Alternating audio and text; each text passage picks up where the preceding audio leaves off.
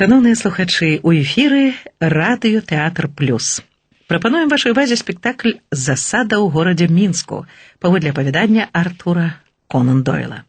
Аўтар інсцэніроўкі Владзімір Мехаў. Ролі выконваюць народны артысты Рэспублікі Беларусь Валерый Філатаў, Александр Ткачонак, Віктор Лебедзеў, заслужаны артыст Геннадзь Давыдзька, артысты Галіна Кухальская, Яўген Нікіцін, Александр Уладамірскі, Валерыя Несенка. Рэжысёр Валерыя Несенка, консультант Зарына Мицкевич. Запись 1985 года.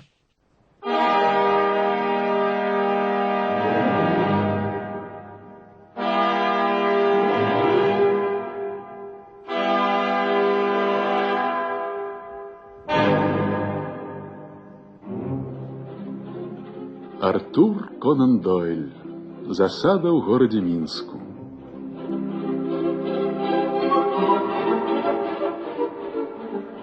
Мабыць, некаторыя слухачы, пачуўшы гэтае імя і гэтую назву, насцеражыліся. Конан Дойль? Той самы, чыім славутым Шерлоком Холмсом, которые десятигоддзі захапляюцца па ўсім белым свеце? Ён сягаў сваім уяўленнямі ў Мінск, у наш Мінск, прыводзіў сюды сваіх герояў.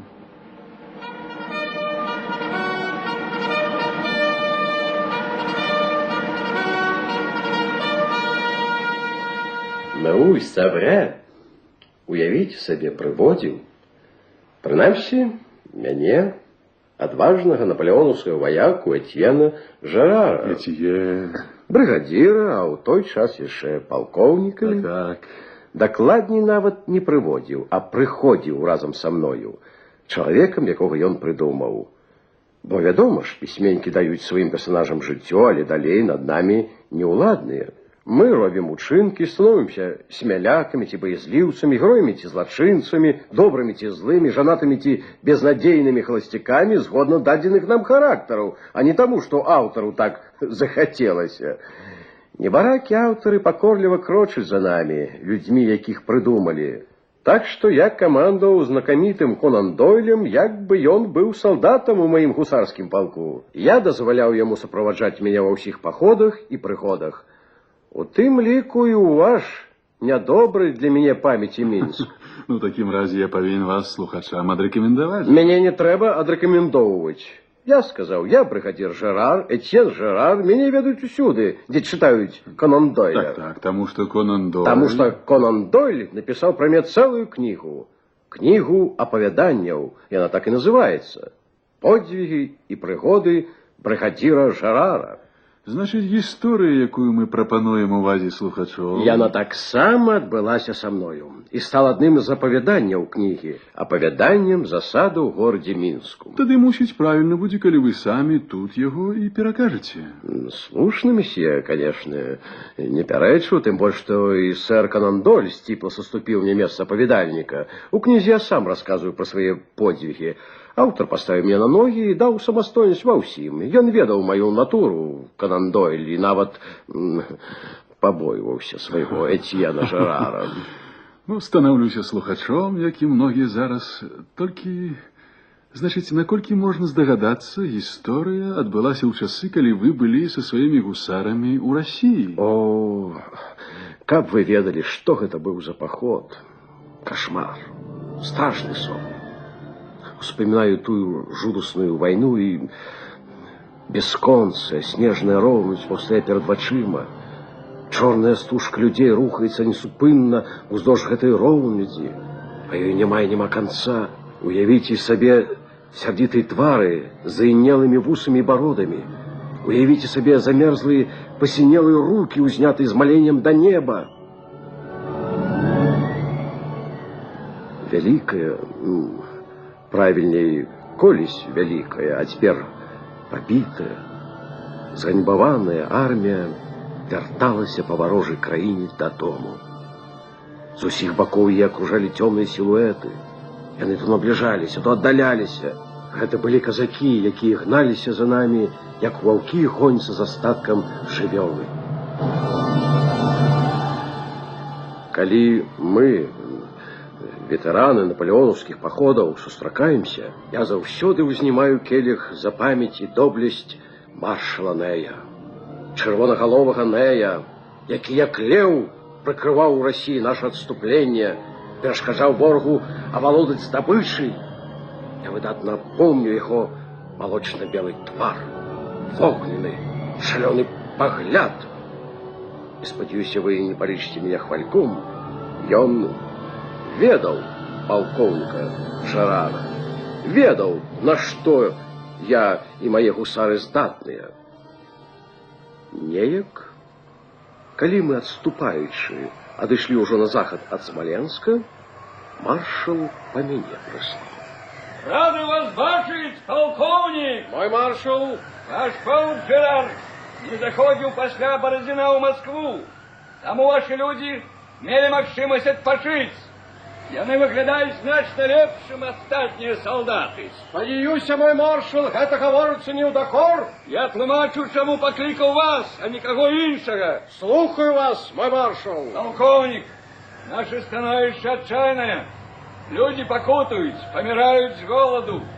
Харчу. Мы павінны, чаго б гэта не каштавала, здабыць харчу. Будем бить коней. У нас засталося мало кавалеры, каб забіваць коней. Пачнем есці музыкантаў, мой маршал. Чаму музыкантаў? Музыканты менш патрэбны, чым строевыя салдаты, мой маршал. Не, няхай музыканты яшчэ пажывуць. І ўвогуле зараз не да жартаў. Спрабуем здабыць правіянт інакш. Глядзіце на карту. Бачыце, на поўдзень ад нас ляжыць горад Мінск. Так, мой маршал. Один дезертир донес мне, что там для русской армии собраны велизные запасы провианту. Дык вось! Идите туды! Захопите все, что можно, и везите нам! Берите столько людей, сколько лишите потребным! Коли задуманное не удастся, загине один отряд. Коли ж вам пощастить дорученное выколоть, будет выратована целая армия! Слухаю, мой маршал, дякую вам! Vive la France! Vive l'Empereur! Успехов вам!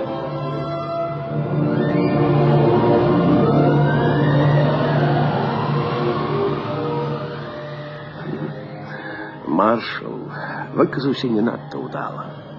Загіне один атрад, але ж меўся на ўвазе мой атрад. З атрадам мог загінуць я, Этьен Жерар.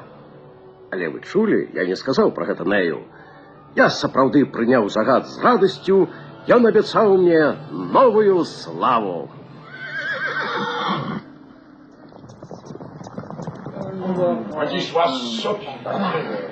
Я адразу прыкінуў, вялікі атрад хутчэй заўважыць рускі, акружыць нас і пераб'юць. Таму я ўзяў з сабою эскадрон сваіх салдат. Выехалі мы уночы. До раніцы дабраліся до густого хвойнага лесу, гэтак моцна засыпанага снегам, што святло амаль не прабівалася скрозь вецце. З лесу я выкраскаўся першы, з маёй гуканогай нястомнай віолеты не мог суперчыць ніводзін конь у палку. Непадалёк я ўбачыў домік, за ім вёску, на даляглядзе званніцы і будынкі вялікага горада. Гэта Мінск, пан полковник. Варта было б даць коням адпачыць. Хто вам дазволіў, сержант, туды лезці да камандзіра з падказамі? Вінаваты, пан полковник. Салдаты, мы прайшлі незаўважаныя паўсказацкія пікеты, і перад намі Мінск. О, диrait Понто. Але там каля доміка шэры конь. У сядле вайсковец. Важыце, пан полковник, на плячы бліснула соніка. У яго эпалеты гэта афіцер. Зноў за сваё, Дэну. Вы заслужаны ваяка, толькі таму я вам дарую. Так, скажыце за мной, усе астатнія таксама. Руска трэба захапіць. А на вам? Рускі афіцер убачыў нас і пагнаў свайго шэрага скакуна. Ён выдатна сидзеў у сядле, і конь у яго быў цудоўны. Але хто мог уцячы ад Віолеты, калі ёю кіраваў Этьен Жерар?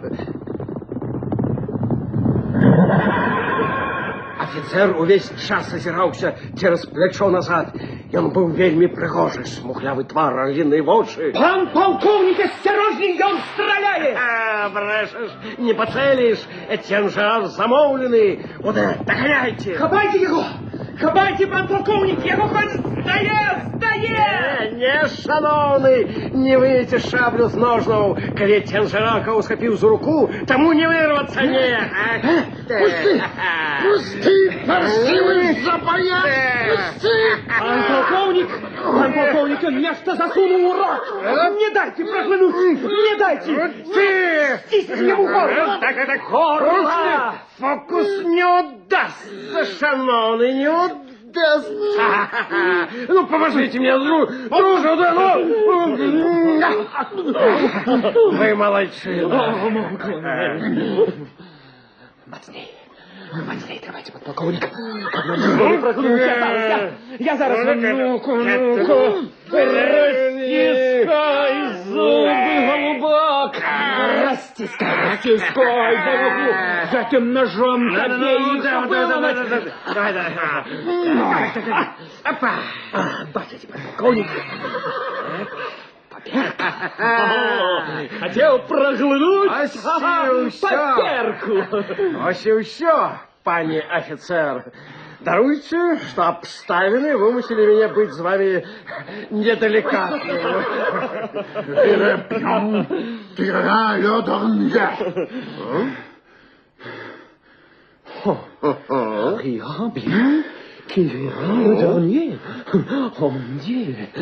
Як говорить по-нашему?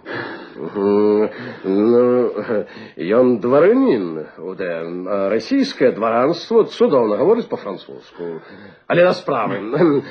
Ваше імя, палонны? Алексей Бураков. Ваш чынны полк? Ротмистр Гродзенскага гусарскага полка. Мы так само гусары, ротмистр. Да, так, таму вы павінны адказаць, што гэта за паперка, якую у вас адабралі? Записка до моей невесты.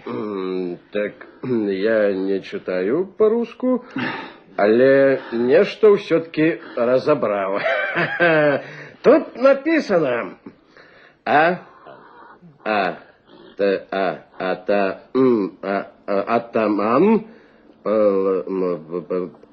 атаман Платов. Дивное имя для невесты, ротмистр. Я цудоўна разумею, гэта важный документ, пераписка генералу. Але што ў ім гаворыцца? Прочитайте сами, доведайтесь. Как же французские офицеры говорили по-русски, як русские офицеры по-французски. Хочете, каб я вам поспачувал? Ну, я дарую вам непаважлівы тон, ротмистр, бо сярод французских офицеров и правда хіба 1 на 1000 разумее по-руску. Так, солдаты, можа з вас хто здолеў бы прочитать записку?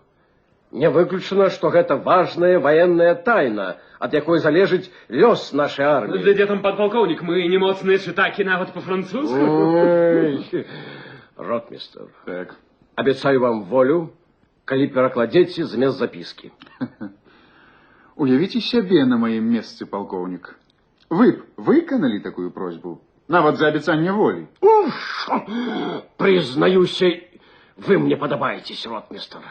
Я пачынаю разумець, чаму мы гэтую кампанію прайгралі. Можа, хоць скажаце, як называецца вёска перад намі? Доброго. Доброго. Ну, а город, што бачны водаль, Мінск? Так, Минск. Тады мы заедем у вёску, там, спадзяюся, хто-небудзь перакладзе записку. Прыстаўце да палоннага канвойных удэ. Слухайся, пан полковник. Значит, ты и не спускайся с его вачэй, бо надто прыткі. А ты, Бураков, запомни, хоть крок у бок, и хлопцы стреляют. Запомнил. Доброго. Была маленькая вёсачка. Я загадаў зрабіць прывал, начны пераход нас прытаміў, а наперадзе было яшчэ много спраў. Пасярэдзіне вёскі стаяў каменны дом, у ім жыў мясцовы свяшчэннік. Хочете, крыўдуйте, хочете, не, я по-простому правду. Гостей мы не чакали, не рыхтовались. Да коли уже з'явились, то где от вас и денешься. Ах, тетушка, хіба так можно? Антре, s'il vous plaît, пан полковник. О, мерси, мадемуазель. Для нас гэта такі гонар. Такі госць у нашай глушыні вельмі рэдка выпадае прыняць шляхотнага высакароднага пана. Даруйце майму бацьку. У яго дуже много клопатаў. Я вельмі стаміўся. О, мадемуазель, у вас такое цудоўнае французское вымаўленне, што хочется заплюшчыць вочы, слухаць. Выяўляецца, што дома ў Парыжы на беразе Сены ваше імя, мадемуазель. Софья, по-вашему, Софи? Ну, я не могу себе дозволить заплюшить вочы, мадемуазель Софи, потому что позбавлю себя гэтым асалоды бачыць дзівоснае спапіляючае хваство. У России мусіць экзотычная рэдкасць, такое, як у вас спалучэнне, раскошныя чорныя валасы, малочна-белыя твары, чорныя неглыбокія вочы. Мадемуазель Софи, Полковник. для вас не полковник, а Этьен. Уяўляю, колькім жанчынам вось так гаварылі вы кампліменты. Ва ўсіх краінах, дзе толькі пабывалі. Солдат на войне не может займаться любовными пригодами. Найперш он выконує обов'язок перед айчиной и императором. Але вы маєте рацію, мадемуазель Софія. Етьєн Жерар знаходив у походах часи для кохання. У ваших червоних очах сльози. Моє признання викликає у вас смуток? Пан полковник, мне шкада майго суайчынніка. Вашага палоннага. Я бачила яго пад канвоем. Такі лёс солдата. Сёння ён, а завтра мой я. Але подумайте, полковник. Не полковник, Этьен. Полковник. Этьен. Ну, добра. Хай будзе по-вашему Этьен, так Этьен. Подумайте, Этьен. Вы возьмете гэтага маладога офицера до сябе. А там у вас у армии усе голодают. Гинуть от голоду. Так. Коли вам самим так кепска, так что ж повинны терпеть полон? Не повторяю, мадемуазель, таки лёс солдата. О, Этьен, мне чомусь здаецца, что у вас чулае сердце. Ну, неужо вы пошлете гэтага несчастного офицера на верную смерть? Отпустите его на волю. Je vous en prie, mon cher. Добра, я виконую вашу просьбу. Сапраўдны мужчына, слабы перед пригожими жанчынамі. Ах, Этьен. Але дайте слово, что зробіце за гэта паслугу і мне. О, Этьен, mon cher. Уде, приведите полонного. Вы рыцарь? Вы рыцарь, Этьен.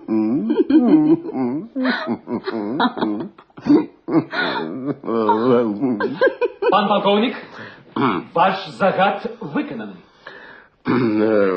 Ротмистр Бураков. Мадемуазель Софи попросила меня, каб я вас вызволил. Я хочу зрабіць ёй прыемнае і выканаць просьбу. Але вызволю вас толькі тады, калі дасце мне слова, што на працягу 24 гадзін не выйдзеце з гэтага дому і нікому не паведаміце пра мой атрад. Пароль d'honneur. Слово дадзена, полковник. Я веру вам. Больш таго, вашей сумленности доверяю свой лёс. Узять вас у полон значило бы осудить на верную смерть. Я вам даю свободу. Не мае значения, будзе у вашей армии одним человеком больше, ці меньше. Не дякуйте. Аддячьте мне тым, что дасце свободу першему французскому офицеру, які трапіць у полон до вас. Все-таки я дякую, полковник. Ну, а теперь, мадемуазель, на конту взаимной послуги. Я дал свободу русскому офицеру, вы повинны дать мне урок русской мовы.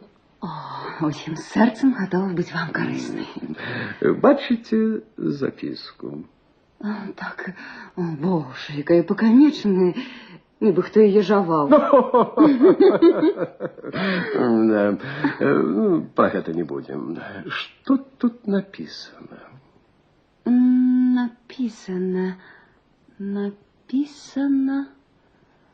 Написано вот что. Так, калі французы прыйдуць у Мінск, мы загінем. Цікаво. Боже, что я наробила? Что такое, мадемуазель? Мне нельга было читать вам записку. Вы зрабілі мяне здрадніцай. Этьен, я здрадила Айчине. Ой, Этьен. Не треба так, мадемуазель Софі, нічого не здарилося. Вядома, ніякого діва нема, що такий спрактикований вояка, як Етьен Жерар, перехитрив вас. Мадемуазель, але ви не гаруйте, нікому. І у голову не прийде, що отримати потрібні звістки помогли нам ви. Так що, успокойтесь. Софі. Ох, я дурница. Мадемуазель, самобичевание, дай Бог же, не до твару пригожей женщине. Грубые солдатские клопаны, не для чаровных девочек головок. Это я осеченный, смаленный гусар, раскручиваю у думках, прочитанное вами. И здогадываюсь, что у Минску великие запасы провианту, а войска для обороны нема. А вас такие речи не повинны займать. Вы хитрый, як лис, полковник. Оде! Слухаю, пан полковник. Загадайте, как трубили сбор. Oui, mon colonel.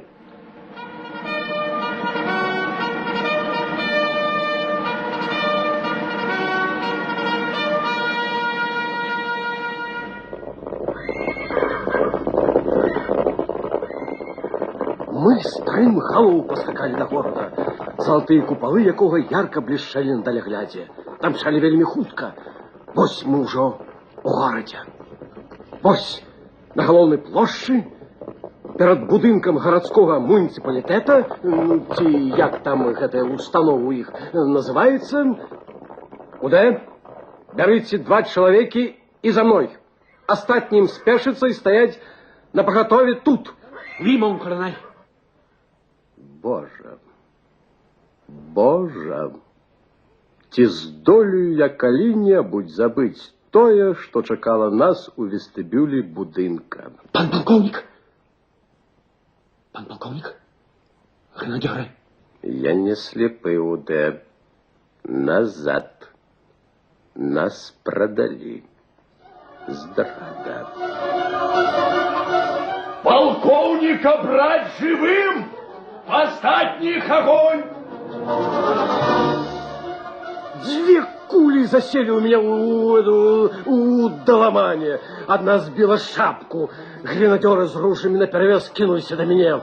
Але я здолел выскочить за дверь. Площадь была вся занята русскими драгунами и казаками. Законному стреляли. За некие хвилины полова моих солдат было выведено со строю. Не стреляйте у офицера! Брать живым! Остатних бить не шкодуючи! Солдаты! На кони и за мной! Поспробуем пробиться! Не выйдет! Французик, не пробьетесь! И честного росту драгунскому майору с лютым тваром и с жорсткой черной бородой удалось выбить из рук моих шаблю. И он навалился на меня, и мы ободва упали на землю. Я ударился головой об рук и стратил притомность. Коли я опритомнил, то пошкодовал, что застался живым. Вокол лежали трупы моих несчастных солдат.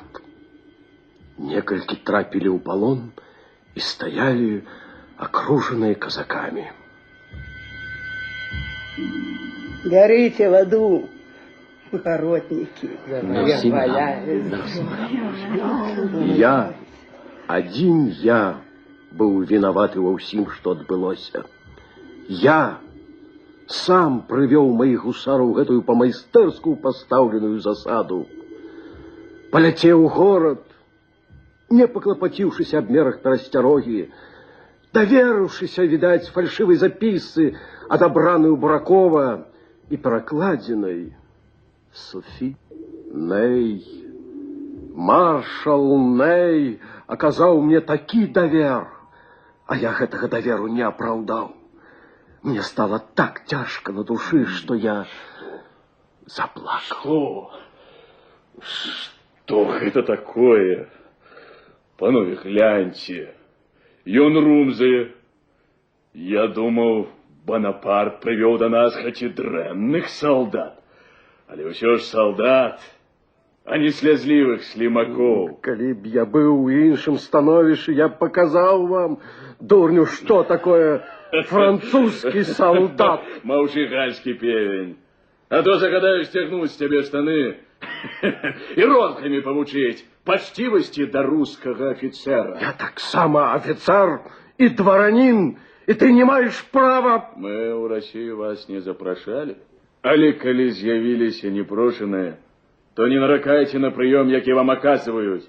Нічога іншага вы не дачакаецеся. Я сплачу яшчэ вам за знявагу. Вы мяне ўспомніце. Калі Атаман Платаў думае, як я, дык наўрад табе давядзецца са мной распітацца. Наўрад ты нават пабачыш заўтрашнюю раніцу. Русские сели на коней, мяне подвели до Віялеты, як і яе гаспадар, яна мела убогі выгляд, і таксама загадалі сесці ў сядло. За мной ішлі мае уцалелыя салдаты. Мы сумна пакінулі горад, у які ўваходзілі поўныя найлепшых надзей.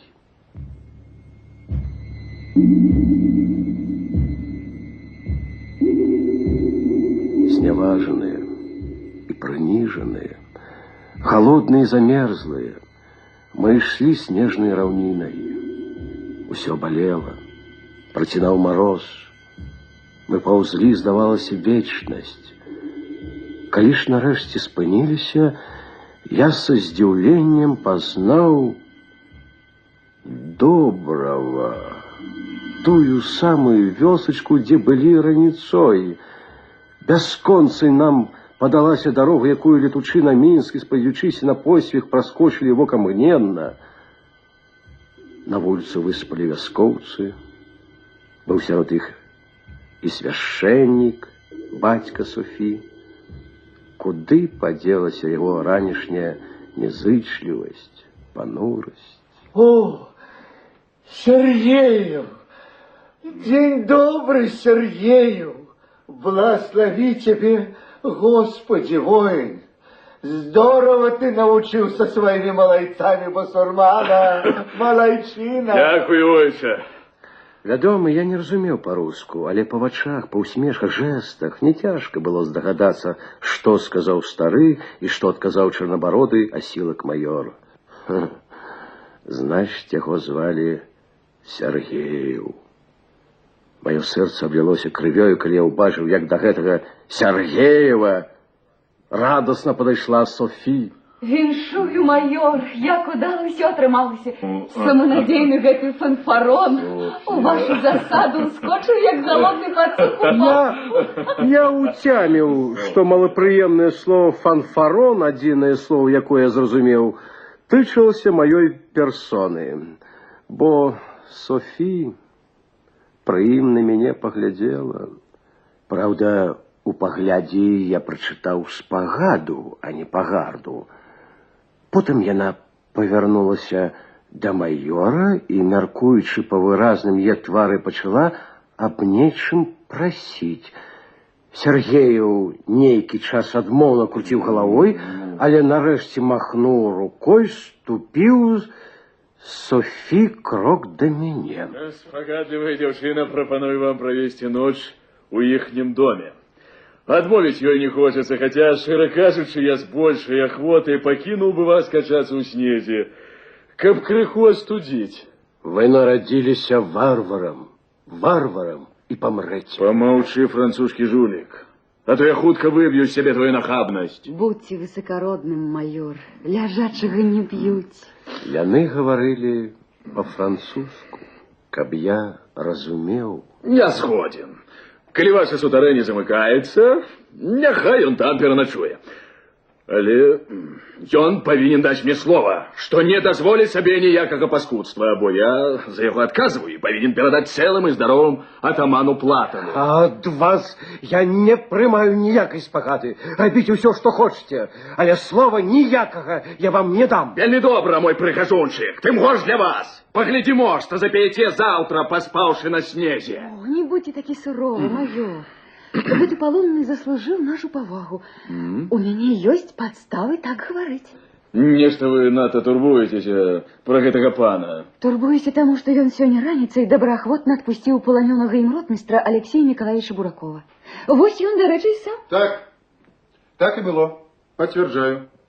Палкоўнік захапіў мяне сёння раніцай у палон і потым адпусціў на слова. Не захацеў асуджаць мяне на голодную смерть. Вось бачыце, майор, як великодушна дзейнічаў палкоўнік Жерар. Цяпер, калі ўдача не на яго баку, мы павінны адплаціць яму за великодушнасць хаця б такой дробязю, як дазвол пераначаваць у нашым сутарэнні. Але няхай перш даць слова, што не ўцячэ. Гэй, пане Добрадзею, вы аглухлі ці што? Даяце слова. Я не хочу с вами говорить. Полковник, дайте такое слово мне. Вельми вас прошу. Мадемуазель, вам я не могу отмовить. Вам я даю слово з ахвотай. Ну, вось і цудоўна. Чуеце, майор, слово дадзена. Полковник Жерар будзе на маёй адказнасці. Слово дадзена. Дадзена. Добренькие усе. Я б яго студзіў.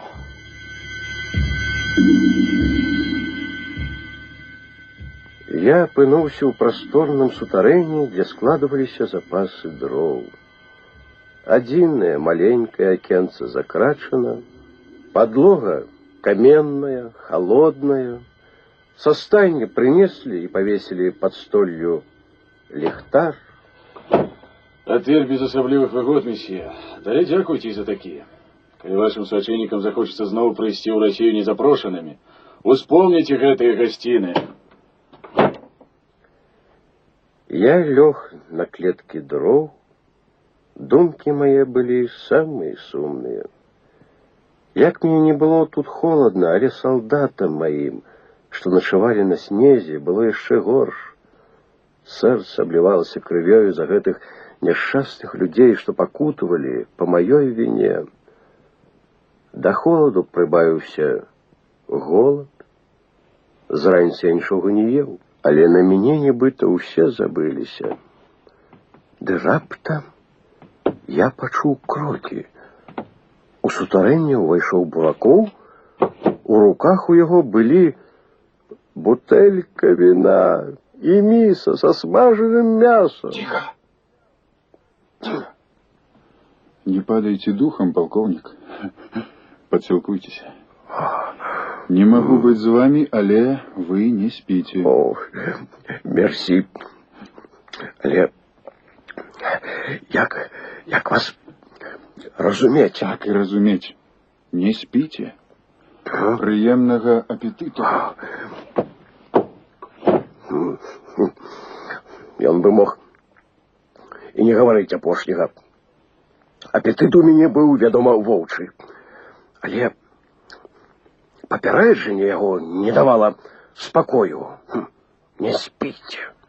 Што гэта значыла? Я пачаў маліцца.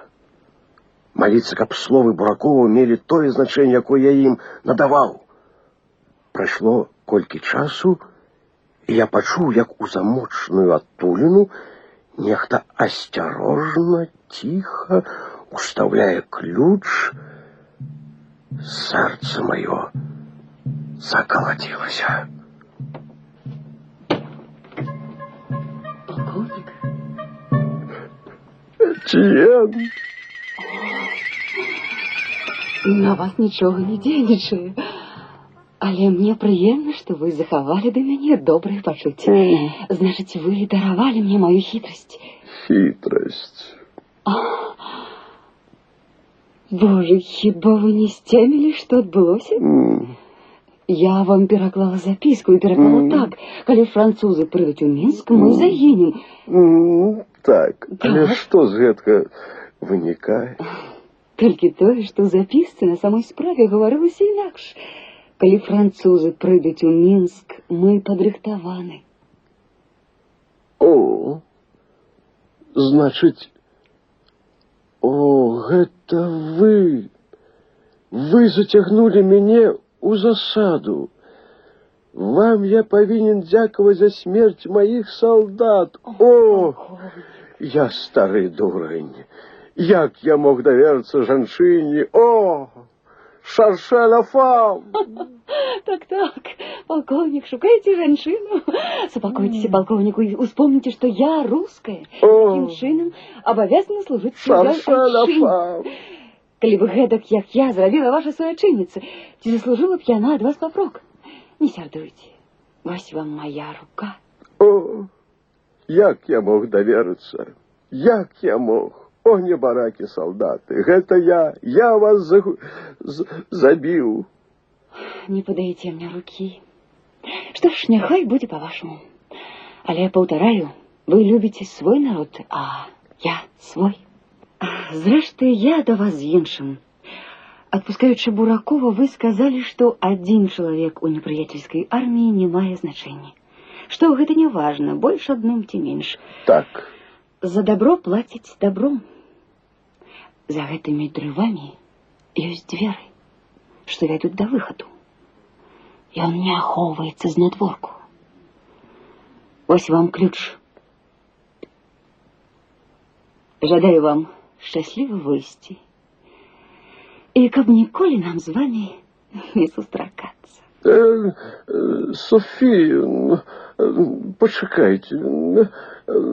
Это я павінен уцяміць. Што вам? У галаве нешта закруцілася, але як я магу пайсці? Я ж звязаны словам. Якім? Тым. Вядома, што дадзены вам. Я вызваляю вас ад яго, полковник. Калі выйдзеце з вёскі, то сустанеце ротмістра Буракова. Мы, рускія, не забываем ні добрага, ні кепскага. Ад Буракова атрымаеце шаблю і коня. Спяшайцеся. Спяшайцеся, полковник, хутка пачне світаць. Я выйшаў з сутарэння. Мноства зор блішчэла на небе. Софі сумна глядела мне ўслед. Мусіць, я павінен быў сказаць ёй словы падзякі, але мне цяжка было прымусіць сябе нават пацалаваць ёй руку. На канцы вуліцы я заўважыў захутаную чалавечую постаць. Гэта сапраўды аказаўся Буракоў. Ён трымаў за бродь мою слаўную Віолету. Вы мне раніцай сказалі, аддзячыце мне тым, што дасце свабоду першаму французскаму афіцеру, які трапіць у палон да вас. Я выконваю гэтае пажаданне. Жадаю шчасця. Эх, я ўскочыў у сядло, не верачы, што не сню ўсяго, што адбываецца. Я зноў быў на свабодзе. О, свабода! Толькі паспытаўшы няволі, можна поўную сілу зразумець, што гэта такое. Свабода! Мне не трэба было падганяць верную Віолету. Яна нібы сама адчувала. Трэба хутчэй, хутчэй, хутчэй да сваіх. Але радавацца і лічыць, што небяспекі пазбыўся, было яшчэ рана. Я пачуў, мяне даганяюць. Азірнуўся і ўбачыў на варным кані следам скача Сергею. Я прыпыніў Віолету. Я так і падумаў, што гэта ты, французскі сабака. Схлусіў! таки дал слово и утек. Я не давал вам слова. И лжешь, собака! Повторяю вам слово, я не давал. Вы дали его поненцы. Значит, вас это не дотычется. И отказывать я повинен перед ёй. Это вам намного зручней. Я разумею, але що ж ви откажете передо мной? Готовы служить вам. У вас есть и шабля? Значит, тут страда. Теперь я все разумею. И яна пойдзе за гэта ў Сибирь. Этими словами вы себе сужаете на смерть. Согрелся у поненчиным сутарении. У твоих солдат, что качаются на снезе, не такие боевые настрой.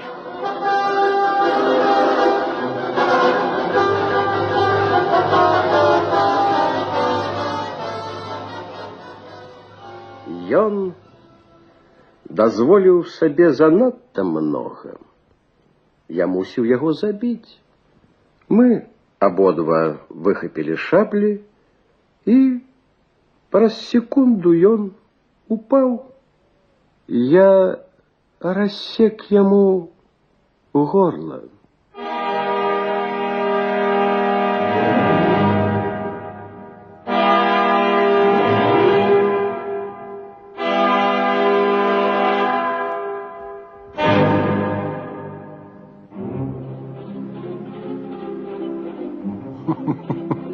Полковник, хоть Сергеев, как вы сами говорили, был осилок и легко выбил из ваших рук шаблю ранее еще на площади у Минску.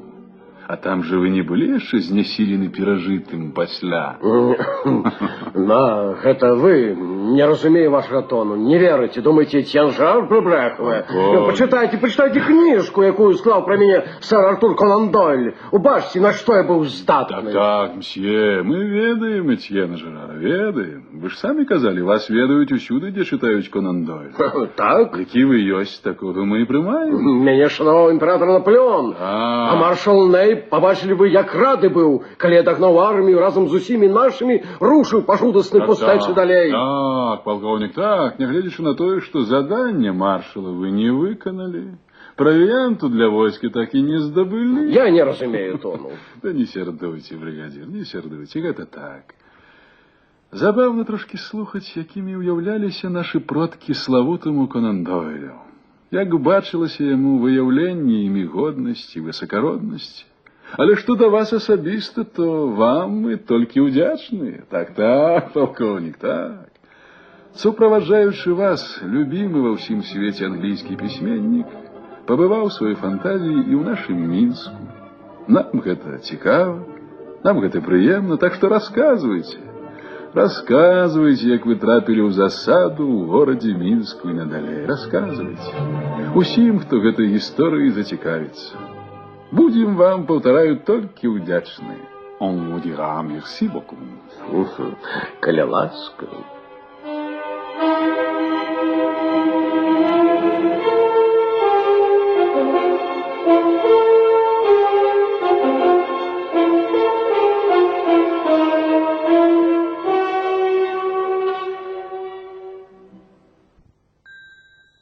Паважаныя слухачы, прагучаў радыёспектакль «Засада ў горадзе Мінску» паводле апавядання Артура Конан Дойла.